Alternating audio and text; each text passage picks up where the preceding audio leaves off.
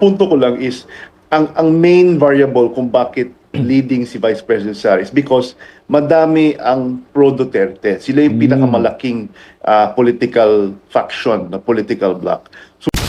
Oh, heto na mga kabisdak. Iyak na naman ang mga bubonistang talyanista dito.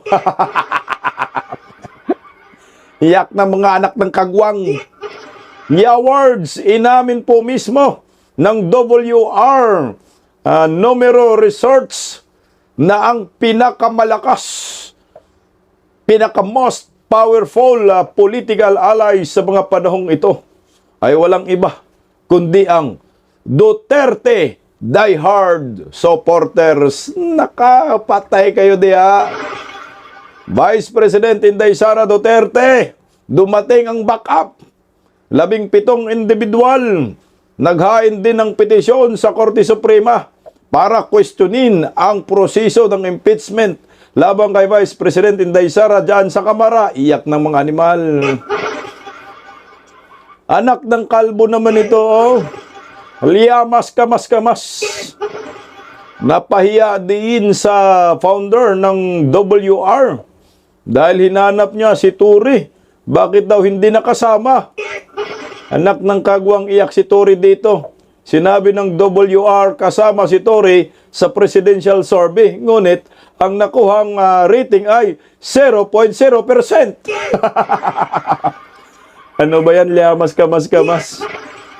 Magandang tanghali po sa ating lahat. Palike po muna, pa-share, pa-subscribe, at pakipindot naman ho ang inyong mga notification bell para lagi po kayong updated po sa ating mga video dito sa Bisdak Pilipinas.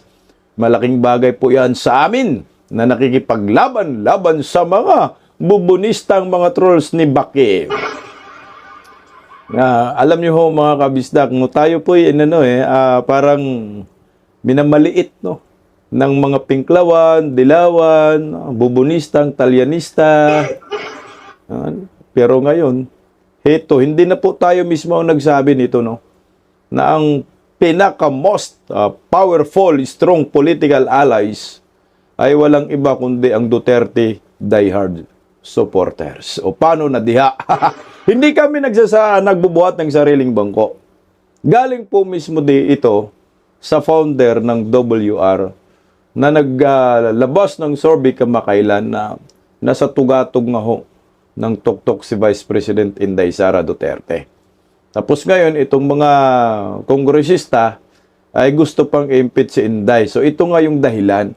Dahil wala pong makakapantay kay Vice President Inday Sara Duterte. Aba, siyempre, magagaling tayong mga DDS kaya hanggang ngayon nakatayo pa rin ang ating alay.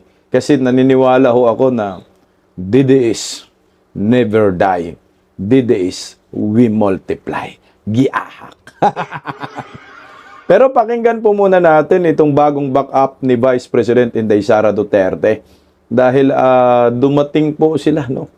At gulat po tayo dahil kamakailan merong petisyon si Attorney Torion, tapos si Vice President Inday Sara nagpetisyon din laban dito sa impeachment ng Kamara. Ito, merong bagong sumulpot na backup.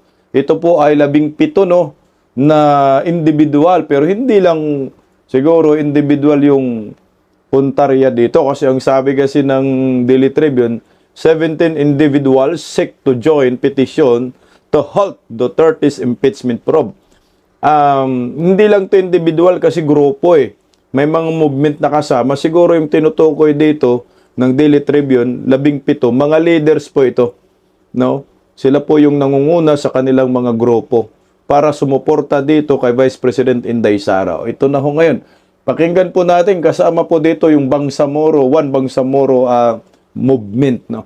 Nasabi mong One Bangsamoro, ito po ay mga kapatid nating mga Muslim. Narito po, pakinggan natin. No? Naghain sa Korte Suprema ang iba't ibang grupo, kabilang ang mga abogado at ilang dating opisyal ng gobyerno ng motion for leave to intervene at petition in intervention. Kaugnay ng nakabingbing mga kaso ng impeachment laban kay Vice President Sara Duterte. Si Cherry Light sa report.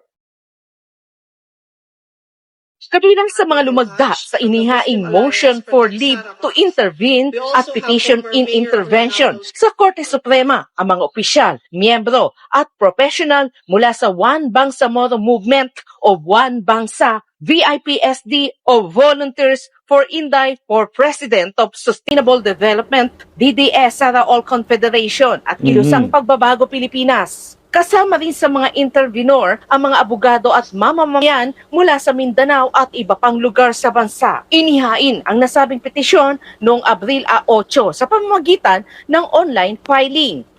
We, the intervenors in the Supreme Court case GR number E-05546 filed by Attorney Israelito Torion et al. And GR number E-05567 filed by no less than our very own Vice President Sara Duterte are here today to address the grave concerns regarding the actions of the House of Representatives Committee on Justice in the impeachment case against Vice President Sara Duterte. Iginit ng mga intervenor na bilang mga mamamayan at nagbabayad ng buwis, may direktang interes sila sa kaso, lalo na kung maapektuhan ang mga provision ng Constitution kaugnay ng impeachment. Kinuwestiyon ng grupo ang naging proseso ng House Committee on Justice, kabilang ang paghawak at pag-refer ng mga impeachment complaint, pagdedeklara ng sufficiency sa forma, substansya at batayan at ang pag-issue ng malawak na subpoena. Ayon sa kanila, maaaring nagkaroon ng grave abuse of discretion ang komite sa pagdeklara na sapat ang mga reklamo sa kabila ng umano'y kakulangan sa ebidensya at malinaw na detalye. Tinuligsa rin nila ang umano'y pagdaraos ng mini trial sa Kamara na para sa kanila ay paglabag sa papel ng Senado bilang impeachment court.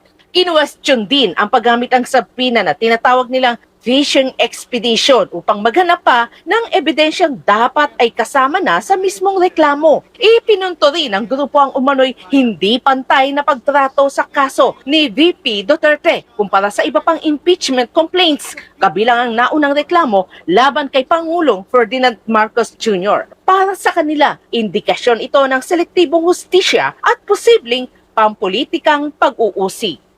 Ang aming paniniwala, ito ay isang political harassment.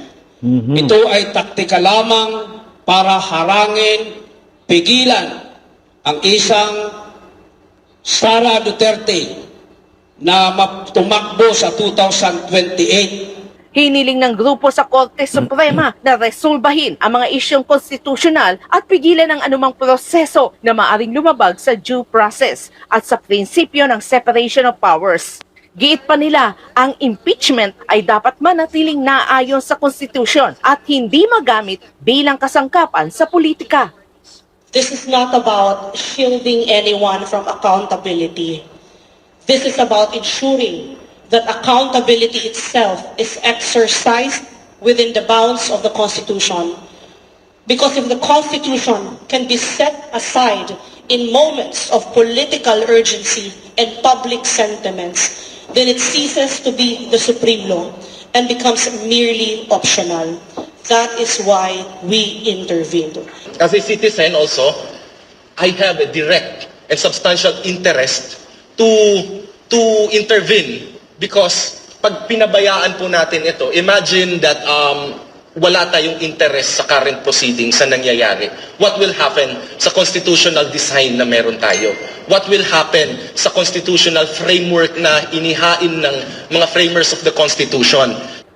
Sa bagong inihaing petisyon ng grupo, may bago rin umano silang ebidensya na wala sa naunang petisyon na inihain ni na Attorney Israelito Torion at ni Vice President Sara Duterte. Kabilang dito ang mga subpoena na inilabas ng House Committee on Justice na ayon sa kanila ay hindi pa naisama sa naunang petisyon. Okay to. The subpoenas issued by the House of Justice Committee were attached in the petition in intervention. So those were not present in the petitions for certiorari filed by Attorney Torion.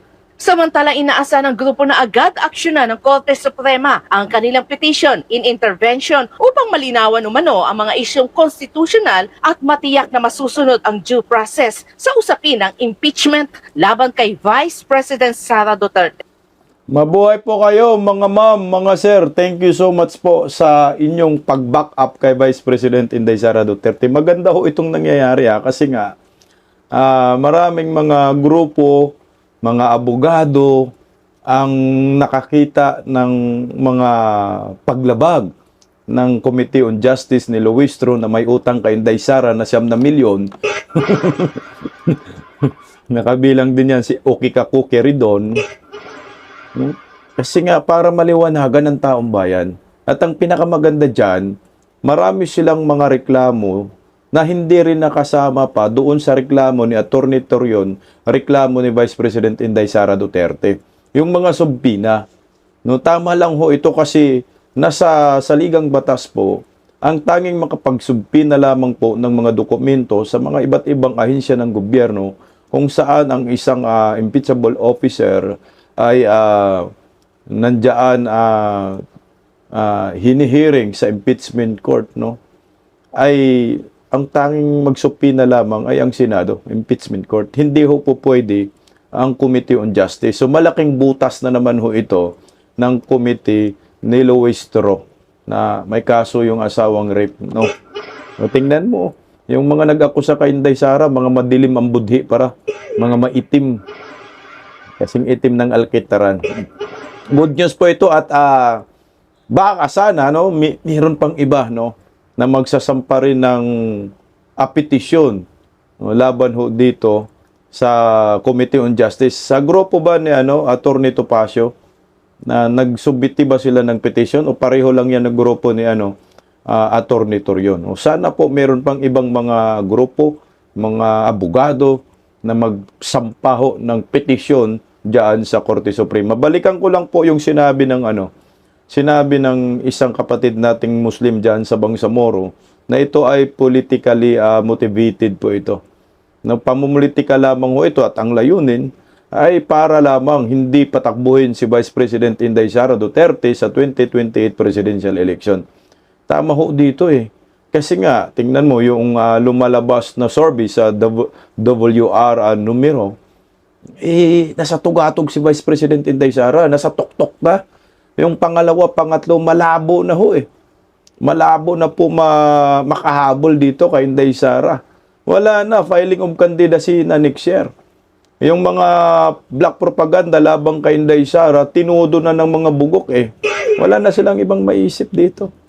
Sure win na si Inday Sara at lalo po nilang pinapasikat.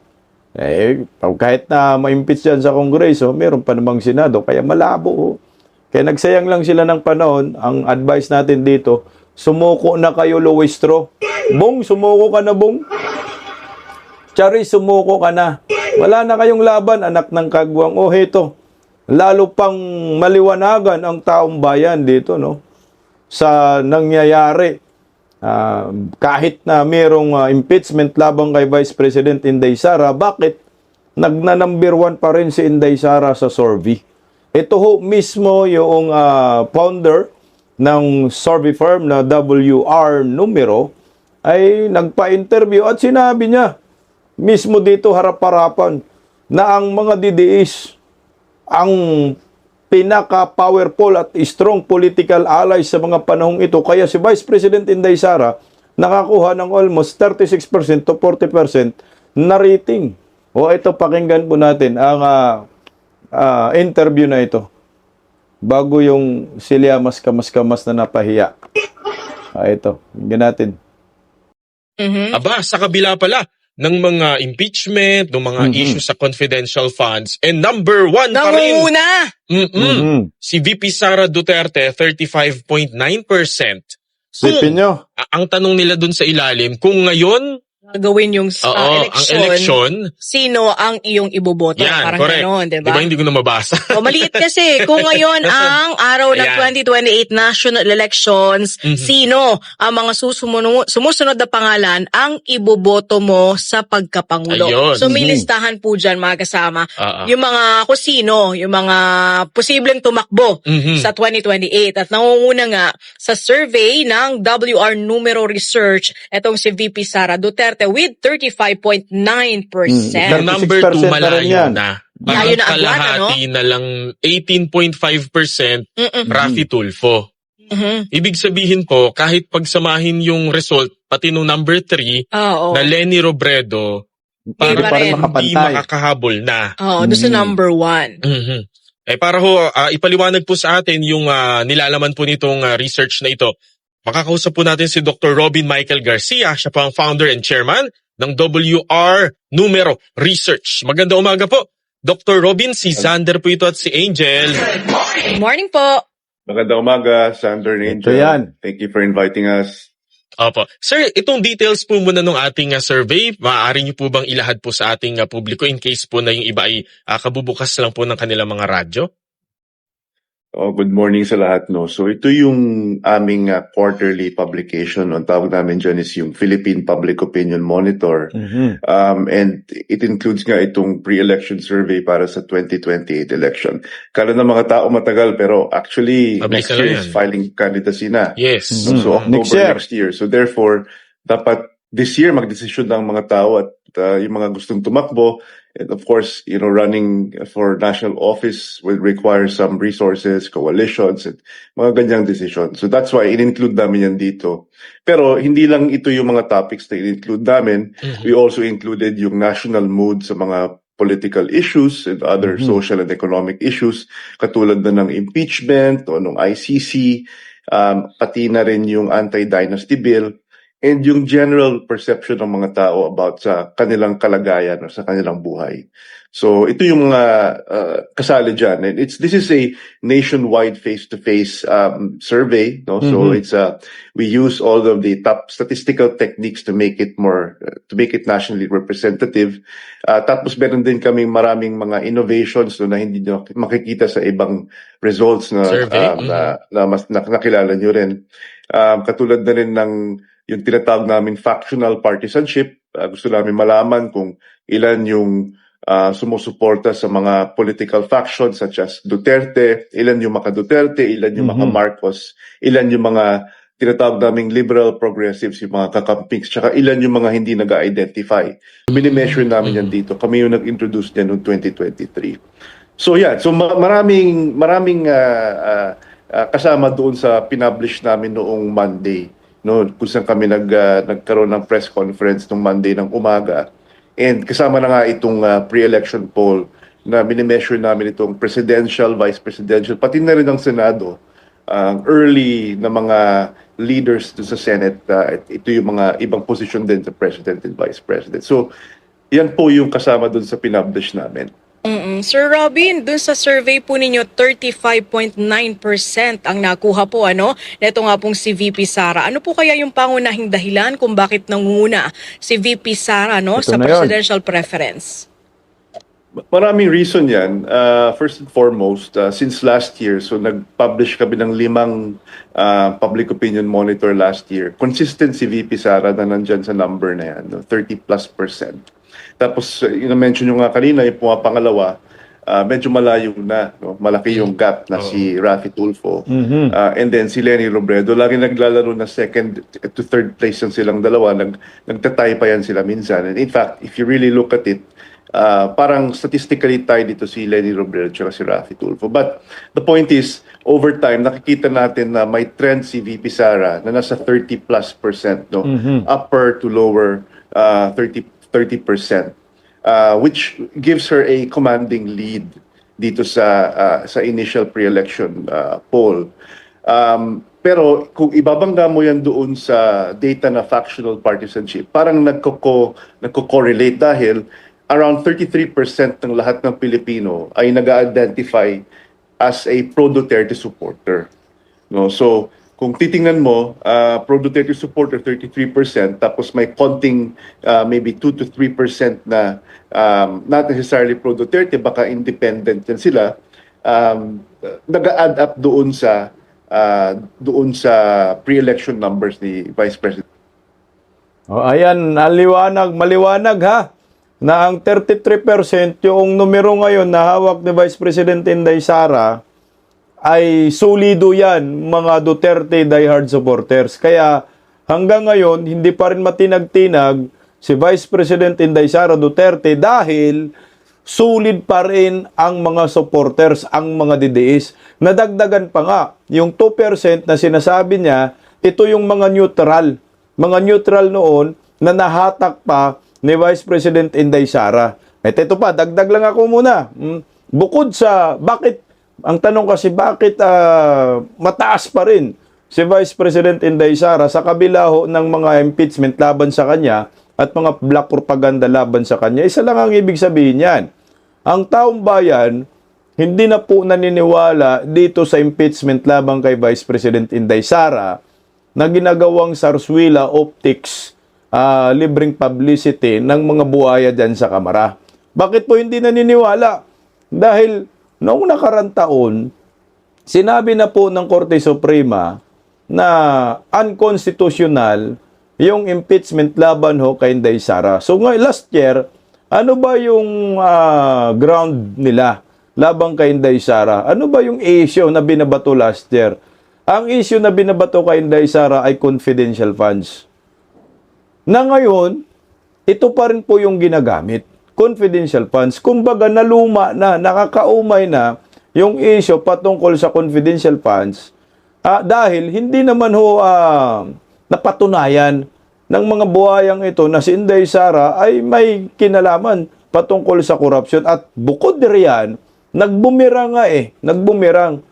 Yung mga bumabato kay Inday Sara Duterte na di umano'y merong ginawang hindi maganda sa confidential funds na hindi naman totoo. Dahil sinabi rin po ng Commission on Audit na ito ay modified an opinion. So maayos yung rating record ni Inday Sara sa COA, pumutok po yung controversial na flood control. Mga ghost projects sa corruption under Marcos admin. Nagbumira nga, yung mga nag-akusa ngayon, sila po yung kasabwat. Yung nag-akusa kay Inday Sara sa confidential funds, mga kasabwat po sa flood control. Doon na po nahihirapan sila. Paano po nila ma-divert ang issue dito sa impeachment kay Inday Sara? At paano po nila lasunin yung utak ng mga Pilipino na ipapalabas nila na si Inday Sara ay korap? Hindi nga ho nangyari. Tingnan mo si Martin Romualdez Saldico. Yan po yung matinding bumabanat kay Inday Sara. Anong nangyayari sa kanila ngayon?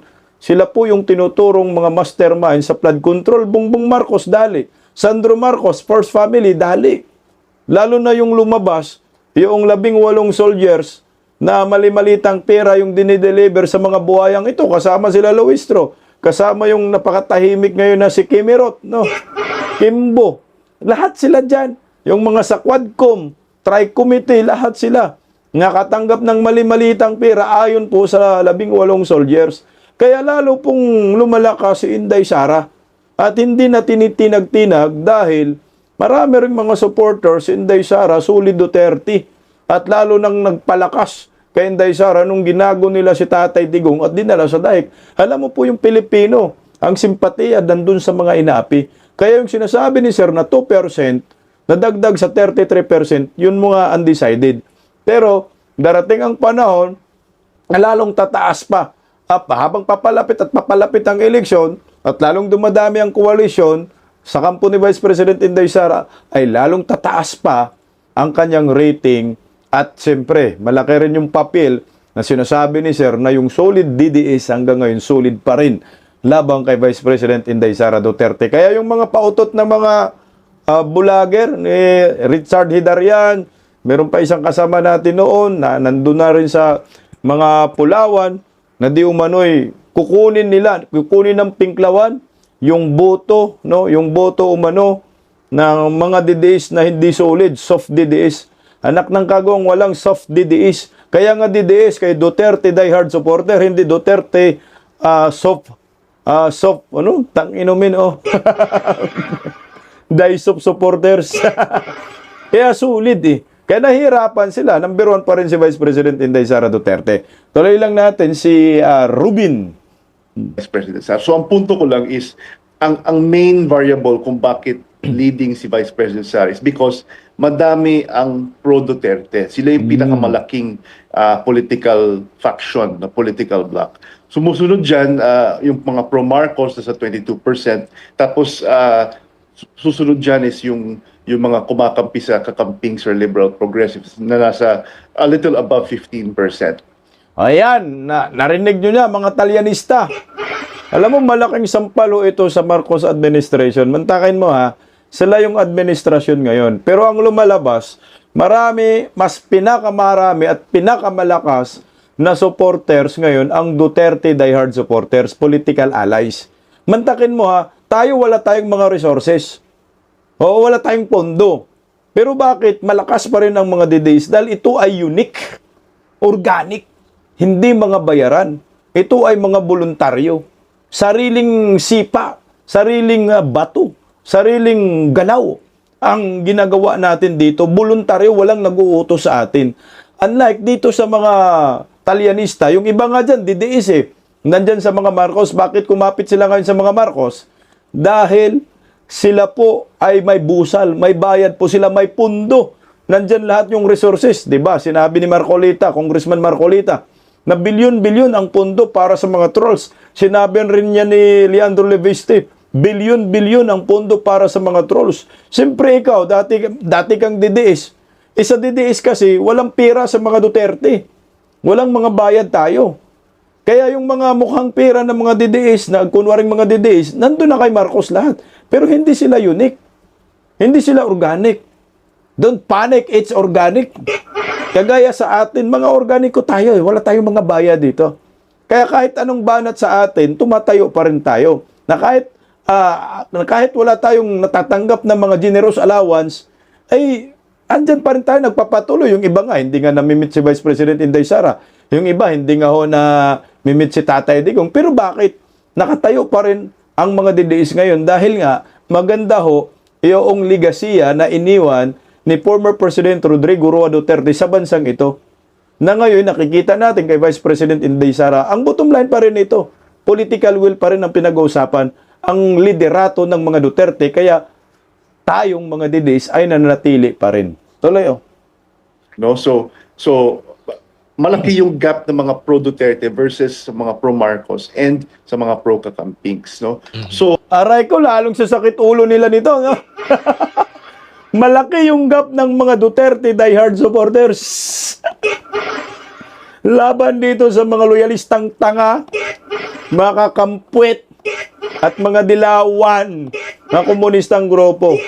Nako sir, maraming masasaktan sa mga sinasabi mo sir. Alay lang natin kundi ang undercurrent nitong support na ito na nakikita natin for VP Sara is precisely that marami at malaki yung pro-Duterte supporters. Pero take note that this is the results that you see here is in a post-announcement situation. Ibig sabihin, nag-announce si Vice President Sara recently na tatakbo siya. And we were actually expecting to see a higher number. Pero parang hindi pa nagkakaroon, siguro maaga pa kasi, no, hindi pa nagkakaroon itong tinatawag naming post-announcement surge or yung talagang intense increase ng support para sa kanya. Ang i-connect ko lang kay VP Sara, palagay ko, ang strategy dapat kasi ni VP Sara is, of course, to solidify the base. Pero ang dami na kasing solid na base niya, no? If we were to give her advice, she has to also resonate with the undecideds and yung mga soft voters from other places. So palagay ko, parang, because even if she announced, I don't think she has launched her campaign yet. Feeling ko there's still a big room to grow for her. And you would only see the numbers go up, I think, if she does have a right strategy. Opo. And yung kanyang sa vice presidential race naman po, isang Duterte Stop muna tayo dun. Dito muna tayo kay Vice President Inday Sara Duterte. Ang pinapunto dyan ni Dr. Rubin, Michael Garcia. So, kailangan si Vice President Inday Sara ay gumawa pa siya ng estratehiya na yung mga undecided ay mahahatak pa niya. Actually, si Inday Sara hindi pa po nag-launch ng campaign, no? So talagang tataas at tataas pa yan. Dinig ko nga ho, ibabalik po nila yung biyaheng Duterte, no? Yung ginawa ho kay ni Tatay Digong noon. So I think mag-start na sila next week, no? Lalong makakahikayat po ng mga supporters itong grupo ng mga DDS. Iikot po yan sa buong Pilipinas, biyaheng Duterte. Inimbita po ako pero hindi po ako makasali dahil nga nasa is'iminahe ako dumuduty araw-araw. Pero sabi ko, pag dumating sila dito sa Luzon, susuporta po ako.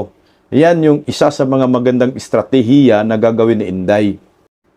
Iyon siguro yung pinupunto ni Sir. Yung sinabi niya, isolidify yung kanyang mga supporters. Malamang solid na po eh. Yung nakikita ko. Nag-aaway na nga yung iba kung paano suportahan si Inday Sara. Healthy competition yun, no? Nag-aaway na nga ho yung iba para kung sino yung parang magaling na supporters at yung iba nga nakipagsiksikan at nadagdagan pa tayo. Mantakin mo ha, tayong mga DDS, nadagdagan tayo, hindi tayo nababawasan. Kasi nga, nandun yung numero natin. Ipapaliwanag natin kung bakit nadagdagan tayo ng puwersa at sila nababawasan. Tingnan mo si Rowena Guanzon, dilawan, pinklawan yan. Pero bakit? Nung pagdeklara ni Vice President Inday Sara, natatakbo siyang presidente, si Guanzon din nagdeklara din tatakbong senador. Nasaan ngayon si Guanzon? Nagdeklara din siya na susuporta kay Vice President Inday Sara Duterte. So, ibig sabihin, ito yung patunay na nag-multiply talaga tayo. So, magaling talaga itong mga DDS. Nakaka-influensya tayo ng maraming botante. At dumadami yung mga supporters natin. Kasi, tingnan mo, ay kumpara na lang natin sa mga political vlogger, di hamak na mas maraming mga views yung mga DDS political vlogger kumpara naman doon sa mga talyanista na puro fake news. Wala silang may bida sa kanilang mga channel. Ang kanilang ginagawa ay panay-paninira sa mga Duterte, which is mali na estratehiya dyan na ginagawa ho nila. Kasi yung every time, ito paliwanag ko po sa inyo, hindi naman ako totally expert, no? Pero ito po yung nangyayari na realidad. Yung mga dilawan, mga pinklawan, mga supporters si Pangulong Bongbong Marcos, yung laman ng kanilang social media, hindi si Bongbong Marcos. Naniwala ba kayo? Hindi si Bongbong Marcos. Ang laman ng kanilang social media ay si Vice President Inday Sara Duterte. Kahit nga si Claire Castro, yung bukang bibig niya sa channel niya, pati sa press con niya ay Duterte. Di ba ho? Puro Duterte, bihira lang mabanggit si Marcos. Kasi nga walang maganda na ginawa si Marcos sa Pilipinas. Kundi Duterte sila. Ngayon, yung engagement, yung algorithm ng social media ngayon ay puro Duterte. Pag nag-research ka ng Duterte, lahat yan lalabas. So, sino yung nakalibre ng publicity? Si Vice President Inday Sara Duterte. Same din sa Facebook and YouTube. Basta may social media, yung mga atake ng mga talyanista, puro Duterte. Tayo naman, sa DDS, nakapokus din tayo sa mga Duterte. Konting bangag, atake sa kanila. Pero hindi naman po si Bangag ang kandidato ng mga bubunistang talyanista. Na kahit i-content natin si Bangag, hindi pa rin magiging wala pa rin maging epektong maganda sa kandidato ni Bangag. Kasi dapat ang mag-trending na pangalan, hindi si Bangag, kundi ang kandidato nila. Di ba ho? Tayo, Duterte, Marcos Binaba ang natatapik natin. Kaya tumataas yung engagement ni Inday Sara. Sim din dun sa kabila. Puro Duterte rin. Sim din doon sa mga pinklawan-dilawan, puro Duterte din sila. Kaya ang nangyayari, ang laman ng social media, Inday Sara Duterte, nakalibreng publicity. Kaya number 1 pa rin si Inday Sara. Tuloy lang natin, sir. Alay din po yung nag-number 1, Bongo. Si Pino, sa Vice Presidente, tama. Bongo. So, Robin actually, din. dalawa sila. Si Robin Padilla, tapos si Senator Bongo, parehong senador ngayon na sitting senators. And then, meron tayong independent si Senator Grace Poe. So, it's a three-way tie among those three individuals. Makikita natin na for VP, it's a more open and fluid field. Walang totally leading na nasa 20+%. Lahat sila, Sa a little base. over just 10% yung kanilang numbers. Tapos kasi this is a list of 16, sabi nga natin. So madaming tao kaming in-include dito. So kaya siguro nag-disperse itong support sa other people, no? Kaya hindi natin nakikita na napakalaki nung lead nitong si Senator Bongo. But yeah, so both Vice President and presidential races feature pro-Duterte candidates, so potential standard bearers for each of these respective positions for President and Vice President. Mantakin mo walang resources ang mga Duterte. Pero ang number 1 sa Presidente Duterte, ang number 2 sa Vice Presidente Duterte, dalawa magkasunod na ng kagwang. Ang pambato ng Malacanang, 0. Wala. Talayo. But of course, this is very early, no? We don't know. I mean, there's still a lot of things that can happen within them, no? Hindi natin alam kung, for instance, kung matuloy yung impeachment, of course, ibang topic yan, pero mag-iiba yung field. So, ibig sabihin, there's still a lot of potential changes to the numbers that we see here. Opo. Sir, sorry po. Sino ho ang nag-commission for this survey? This is a non-commissioned survey. So usually what we release this. So we have standard topics. We have a standard outline.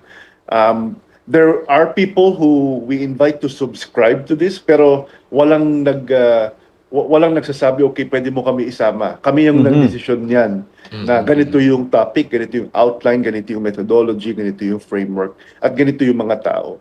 The way we choose the people, maybe dun siguro natatanong nyo rin Correspondence yan. natin. Meron kaming internal committee, no? Yung mga leaders ng WR numero, founders including myself. Tapos meron kaming mga external senior advisors na mga experts also, or members of academia. Kami, most of us came from the academe, no?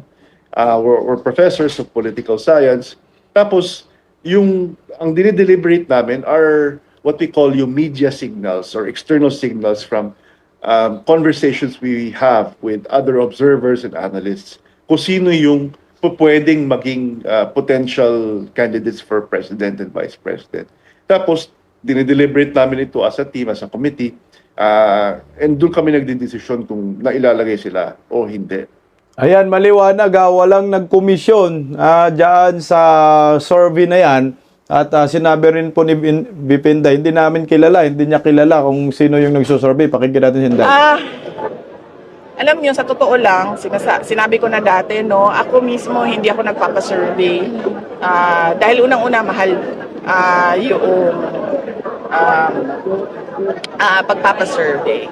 At pangalawa, itong mga survey na ito, hindi natin alam kung totoo ba talaga yung kanyang data, kung ano yung nakikita dyan sa iba't ibang komunidad natin sa buong bansa. Pero, sabi ko nga, lagi, nagpapasalamat ako at kami sa tanggapan ng pangalawang Pangulo sa patuloy na suporta at pagtitiwala ng ating mga kababayan sa aming kakayahan para magbigay ng makatotohanan na serbisyo. Thank you. Yun lang. Ito lang. Nabitin si Inday Sara. Dahil sa survey yan, may pumalag. Kasi nga, bakit hindi sinama si Tory? Sabi ni Calvo, liamas kamas, bakit hindi kasama si Tory sa survey? Pero kasama pala si Tory sa survey, kaso nga lang hindi na po nilagay kasi nakuha ni Tory 0.0%. Okay, galing ko mismo yan sa founder ng WR. Pakinggan natin. Puta na, pahiya dito si liamas kamas eh. Robin, how do you choose kung sino isasama diyan sa survey? May isang survey firm na binanatan ako 2 weeks ago. Dahil parang arbitrarily, tinanggal nila si Tulfo doon sa survey. No? At tinanggal din nila si Bam Aquino. No? So hindi ko alam kung anong basis nila sa pagtanggal. Dahil in that survey, medyo mas umangat si Sara. Dahil yung kay Tulfo, which is Napunta a kay Sara. populist brand, napunta sa isang populist candidate, katulad ni Sara. So, Bobo ka, Llamas. Hindi napunta kay Tulfo, ang napunta kay Inday Sara, ang napunta kay Inday Sara yung yung 2% na nadagdag kay Inday Sara, yun yung undecided, hindi galing kay Tulfo. ano yung mga basihan nyo sa pagtanggal o pagdagdag ng mga pangalan sa survey? So internally sa WR, ang methodology po namin is we convene a committee, no, that includes some of the leaders and some senior advisors from academia, and then we consider the names that have been floated, in personal anecdotes, as well as signals from external environment, no, including the media. And so we look at all of these. And in fact, that's why we come up with a long list, because there's it's malayo pa election, and it's better for us to look at a longer list. There was a debate considerably if the list should be shorter to create a more meaningful result, but it's just too early really to limit the number of choices. And I think mas accurate nga tingnan yung level of support for the potential frontrunners if mas mahaba itong list. People are saying na mas liliit at mas mag-iiba yung kwento, yung story if you only have, say, like a three-way fight or a five-way fight. We agree, but at the same time, we don't want to remove the potential candidates that will potentially shape the landscape for next year kung nag-file ng candidacy. So importante makita natin so that matrack din natin yung changes over time. Kung tumataas sila, mapag-aralan natin ng mabuti yung campaign sila. And it will also give us a better sense of how Philippine political life unfolds in the next few months. But yeah, so to answer yung question nyo po, ang sagot dyan is there's a committee, an internal committee that includes external senior advisors. Some of them who have agreed to help us, and we analyze it from a social, scientific, and scholarly perspective, and basing it on media signals as well. How about the possibility of a black swan? Robin, is it still there in the next 2 years? Na Actually, somebody na totoo wala, po yan. You mean a dark Yan ang horse? naisip din namin, kaya Somebody gusto na wala, namin habaan yung listahan. somebody Kasi na wala baka sa hindi survey. tayo nakikita. So, Diba? gusto natin makapture sana. By the initials RL? Ha? Ikaw ba Kaya to? others, mga ilan ako nakausap na tinitignan yung sarili nila as a dark horse. How dark, hindi ko sigurado. Kaya nga sabi ko, That they could only come out at the very last minute, no? hindi naman. Pero, halimbawa, General Torre is not part of the survey. Pero, Nandito po, nandito siya. Actually. nandyan siya. Okay, Nandito so, siya, pero, so ibig sabihin lower siya than Vince Dizon. Much. Lower than- Yeah. Pero it's still early, and tsaka hindi pa naman visible masyado si General Nick. So, we'll wait and see. 0.0%. His name is there. So, it doesn't... 0.0. So, ibig sabihin, pwede pa si Manny Mugato. Mutangin na Llamas. Hinahanap po si Torre. Mas mababa ka kay Vince Dizon eh. 0.1 si Vince Dizon. So, si Torre, 0.0. Kaya hindi na po nilagay dyan. Kasi nakakaya ilalagay 0.0. Nilagay pero sa survey. Kaso nga lang walang bumoto, walang pumili. O ayan, Llamas. Kontento ka na sa pambato mo? 0%.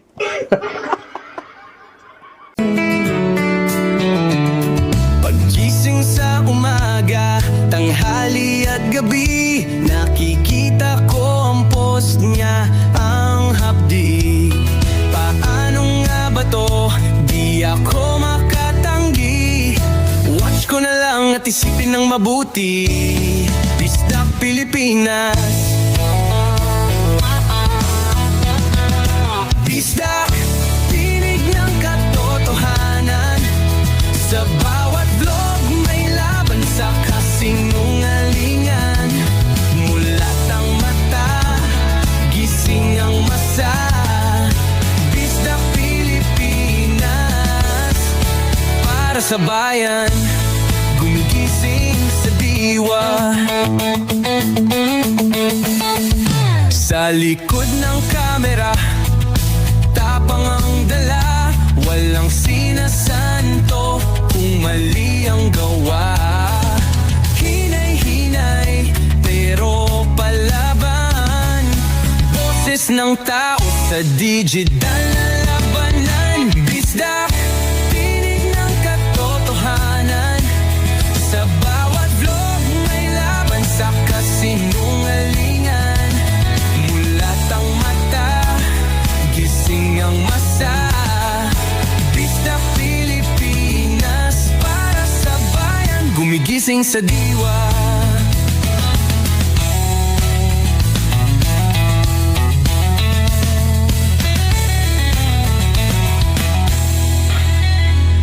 Hindi artista, hindi politiko, pero ang katotohanan, sigaw niya ay buo.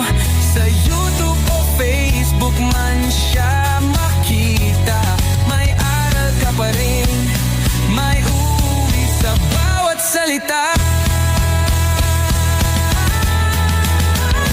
Bisdak, gising sa katotohanan, di lang kwento, kundi panawagan. Sa bawat Pilipinong naghahanap ng liwanag, Bisdak Pilipinas, kasama sa pagbangon ng bayan. Bisdak Pilipinas, boses ng masa, gising ang diwa. Sa vlog mo, may pag-asa.